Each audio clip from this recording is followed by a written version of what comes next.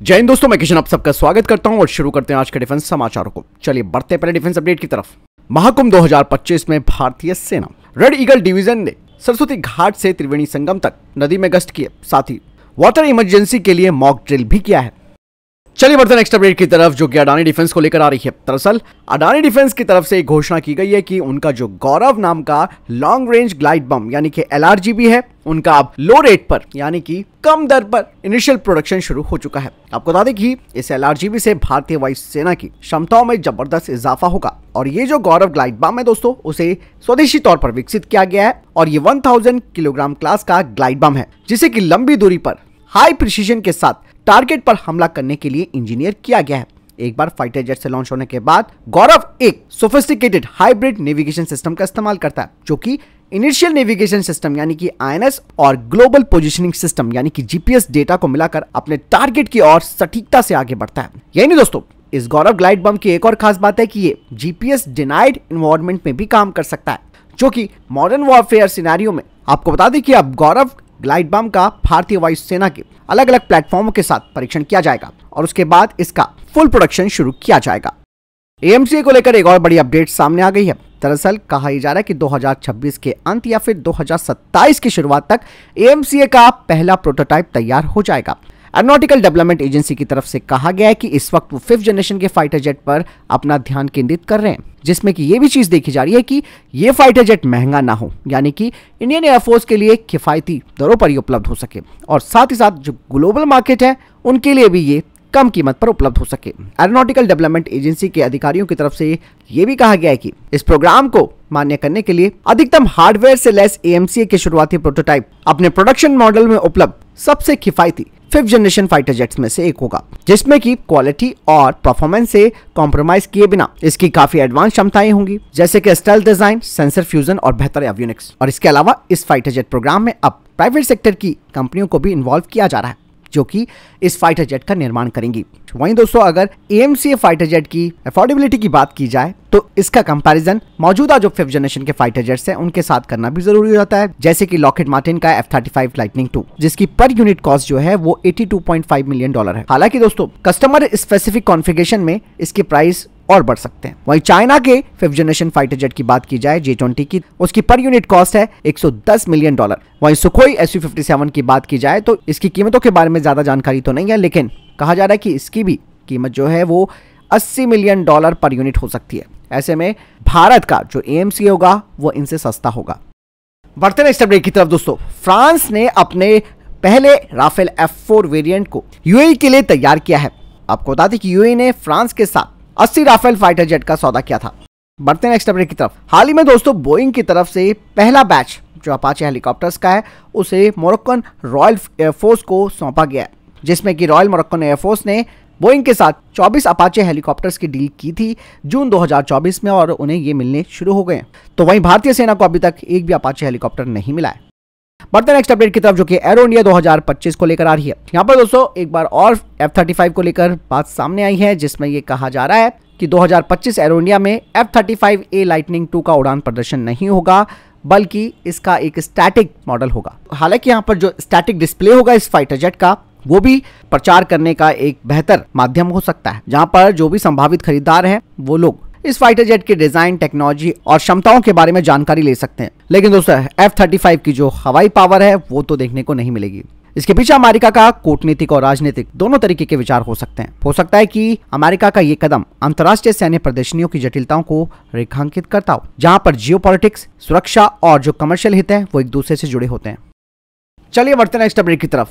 हाल ही में Donald Trump की तरफ से कहा गया था कि भारत अमेरिका से अधिक हथियार खरीदे, लेकिन अब अटकलें लगाई जा रही हैं कि स्ट्राइकर आर्मर पर्सनल कैरियर यानी कि APC के लोकल प्रोडक्शन के लिए लंबे समय से जो लंबी डील है वो आगे बढ़ सकती है। जनरल डायनेमिक्स लैंड सिस्टम के द्वारा बनाया गया स्ट्राइकर APC भारत की मैकेनाइज्ड इन्फेंट्री की क्षमताओं को बढ़ा सकता है, खासकर कि पाकिस्तान और चाइना के साथ विवादित सीमाओं पर। अमेरिकी अधिकारी इस डील को दोनों देशों के बीच एक रणनीतिक साझेदारी के रूप में बढ़ावा देने के लिए तैयार हैं, जिसमें कि डिफेंस कोलैबोरेशन, टेक्नोलॉजी साझाकरण और क्षेत्रीय सुरक्षा खतरों का मुकाबला करना शामिल है। आपको बता दें कि इस प्रस्ताव में न केवल स्ट्राइकर की खरीद शामिल है, बल्कि भारत में इनको तैयार भी किया जाएगा, यानी कि मेक इन इंडिया पहल के तहत इन्हें तैयार किया जाएगा। हालांकि दूसरी तरफ डीआरडीओ का वैप भी एक मजबूत ऑप्शन के रूप में उभरा है, जो कि कई प्रमुख क्षेत्रों में स्ट्राइकर से बेहतर भी है। वैप को पानी में संचालित करने के लिए स्पेशली डिजाइन किया गया है, जो कि स्टैंडर्ड स्ट्राइकर मॉडल में उपस्थित नहीं है। वैप का तो एक पावरफुल इंजन है, जो कि लद्दाख जैसे हाई एल्टीट्यूड वाले एरिया में बेहतर प्रदर्शन कर सकता है, और इसका पावर टू वेट रेशियो भी काफी महत्वपूर्ण है। और वैप को सैन्य परिवहन से लेकर कमांड एंड कंट्रोल तक कई भूमिकाओं में भी कॉन्फ़िगर किया जा सकता है, जो कि स्ट्राइकर की क्षमताओं से या तो ये मेल खा सकता या फिर ये उससे बेहतर हो सकता है। और वैप का स्थानीय उत्पादन दोस्तों काफी कॉस्ट इफेक्टिव भी होगा, यानी कि सस्ता भी होगा, और भारत की विदेशी हथियारों की आपूर्ति पर निर्भरता कम करेगा और भारत के डिफेंस इंडस्ट्री को भी बढ़ावा देगा। वैप के कई टेक्नोलॉजिकल फायदों के बावजूद भी कई कारक स्ट्राइकर के पक्ष में जा सकते हैं, जिसमें कि ट्रंप एडमिनिस्ट्रेशन का एक कूटनीतिक प्रभाव भी पड़ेगा भारत पर। हालांकि चर्चाएं अभी जारी हैं, देखते हैं कि भारत सरकार को अपनी स्वदेशी रक्षा क्षमताओं को बढ़ावा देकर आत्मनिर्भरता की ओर बढ़ना चाहिए या फिर हथियारों की खरीद के माध्यम से अमेरिका के साथ अपने रणनीतिक संबंधों को मजबूत करना चाहिए।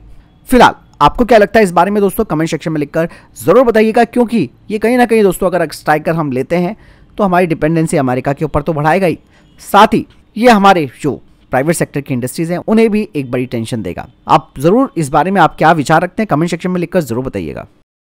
बढ़ते हैं नेक्स्ट अपडेट की तरफ। आप सब जानते हैं कि भारत डिफेंस मैन्युफैक्चरिंग में आत्मनिर्भरता हासिल करने की ओर बढ़ रहा है, इसीलिए डिफेंस क्षेत्र के लिए एक डेडिकेटेड रिसर्च एंड डेवलपमेंट यानी कि R&D फंड को स्थापित करने का वक्त आ गया है। और इस फंड को न केवल डीआरडीओ जैसी सरकारी संगठनों के द्वारा पूरा करना चाहिए, बल्कि निजी क्षेत्र, स्टार्टअप और जो शिक्षाविद हैं उन्हें भी इससे सहायता प्रदान करनी चाहिए।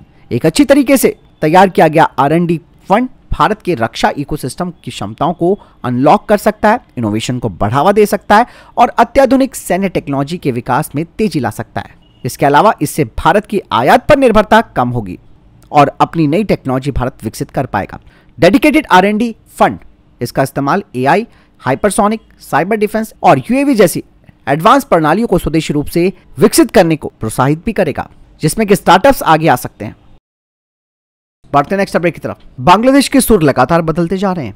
ऐसे में बांग्लादेश की सरकार और उनके सैनिक दोनों ही भारत के खिलाफ जहर उगल रहे हैं। हाल ही में दोस्तों बॉर्डर गार्ड बांग्लादेश के महानिदेशक मेजर जनरल मोहम्मद ने भारत के खिलाफ एक बड़ा जहर उगल दिया है। उन्होंने कहा कि बांग्लादेश अब उन मुद्दों पर कोई समझौता नहीं कर सकता जहां भारत के साथ उसे कॉम्प्रोमाइज करना पड़े।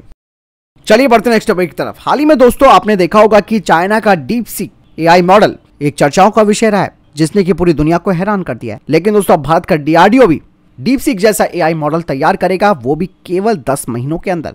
भारत सरकार ने साफ कर दिया है कि अगले 10 महीनों के अंदर भारत अपने खुद का लार्ज लैंग्वेज मॉडल तैयार करने वाला है। भारत अब अमेरिका के उस अपमान का भी बदला लेगा, जिसमें कि OpenAI के सैम ऑल्टमैन ने भारत के लिए कहा था कि भारत जैसा देश ChatGPT जैसा टूल नहीं बना सकता है, और अगर वो ऐसा सोचता भी है तो केवल वो फेल होंगे। यानी कि भारत ने अब ये चैलेंज एक्सेप्ट कर लिया है। ये बात तब सामने आई है जब चाइना का DeepSeek जैसा AI मॉडल सामने आया है, जो कि बहुत ही सस्ता है, जिसने अमेरिका जैसे देश को भी हिला कर रख दिया है। हालांकि दोस्तों अमेरिका के इस गुरूर को तो चाइना ने ही तोड़ा है। आपको बता दें कि एडवांस अमेरिकी कंप्यूटिंग चिप के एक्सपोर्ट पर प्रतिबंध अमेरिका ने लगाया हुआ है, लेकिन इसके बावजूद भी चाइना ने DeepSeek बनाकर अमेरिका को कड़ी टक्कर दे दी है। इसके बाद अब भारत में हलचल तेज हो गई है। केंद्रीय मंत्री ने DeepSeek जैसा AI टूल बनाने का ऐलान कर दिया है। साथ ही उन्होंने कहा कि चाइना ने वो सब करके दिखाया है, जिसमें कि पता चलता है कि AI को तैयार करने के लिए $1 बिलियन की जरूरत नहीं है। चाइना ने मात्र $5 मिलियन में इसे तैयार कर दिया। भले ही चाइना ने DeepSeek बनाने के लिए अमेरिका की कंपनी की पुरानी चिप का इस्तेमाल किया है, लेकिन भारत अब इस बात को लेकर काफी आश्वस्त है कि वो सस्ता AI मॉडल लॉन्च करेगा और अमेरिकी अपमान का बदला लेकर रहेगा। चाइना के एक छोटे से स्टार्टअप ने DeepSeek को 2 साल के अंदर केवल $5 बिलियन के फंड में तैयार किया। ऐसे में अब भारत की उम्मीदें भी जाग चुकी हैं और भारत और कम टाइम में इसे तैयार करेगा। केवल 10 महीनों का वक्त लगेगा इसमें, जो कि भारत की ज्यादातर जो भाषाएं हैं उन्हें भी सपोर्ट करेगा। बढ़ते नेक्स्ट अपडेट की तरफ। ट्रंप ने दोस्तों अब ठान ली है कि वो ग्रीनलैंड लेकर ही रहेगा। डोनाल्ड ट्रंप बार बार इस बात को कह रहे हैं कि ग्रीनलैंड के जो 57,000 लोग हैं वो अमेरिका के साथ मिलना चाहते हैं और ये द्वीप हमारे पास आएगा। आपको बता दें कि ग्रीनलैंड को हासिल करने के लिए उन्होंने डेनमार्क के प्रधानमंत्री के साथ बातचीत की है। हालांकि ये बातचीत दोस्तों काफी उतार चढ़ाव वाली रही है, यानी कि इस मीटिंग में काफी तीखी बहस हुई है। दरअसल ट्रंप ने सीधे तौर पर ग्रीनलैंड की कीमत पूछ ली, जिससे कि डेनमार्क की प्रधानमंत्री पूरी तरीके से भड़क गई। उन्होंने कहा कि ग्रीनलैंड बेचने के लिए नहीं है, हालांकि ट्रंप इन सब चीज़ों को सुनने के आदी नहीं है। ट्रंप खुद इस चीज़ को लेकर भड़क गए। दरअसल दोस्तों यहाँ पर ग्रीनलैंड जो है वो एक स्वायत्त क्षेत्र है, लेकिन इसकी विदेश नीति और जो सुरक्षा यानी कि डिफेंस है उसे डेनमार्क देखता है। हालांकि डेनमार्क का ही उपनिवेश था एक टाइम पर ग्रीनलैंड, लेकिन ग्रीनलैंड की खुद की अपनी एक संसद और स्थानीय नागरिक प्रशासन भी है। 2019 से ही दोस्तों ट्रंप ग्रीनलैंड के पीछे पड़े हुए हैं और ट्रंप तो दोस्तों सेना भेजने की भी धमकी दे चुके हैं। ट्रंप ने साफ तौर पर बोल दिया है कि बातचीत और डील से अगर रास्ता नहीं निकलता है तो सीधा अमेरिकी फौज को वो वहां पर उतार सकता है। तो फिलहाल ये तक के टॉप डिफेंस अपडेट। वीडियो के सामने कोई प्रश्न जवाब है, आपको कोई सवाल कमेंट सेक्शन में लिखकर जरूर पूछ सकते हैं। वीडियो को लाइक और शेयर जरूर कीजिएगा। जय हिंद, वंदे मातरम।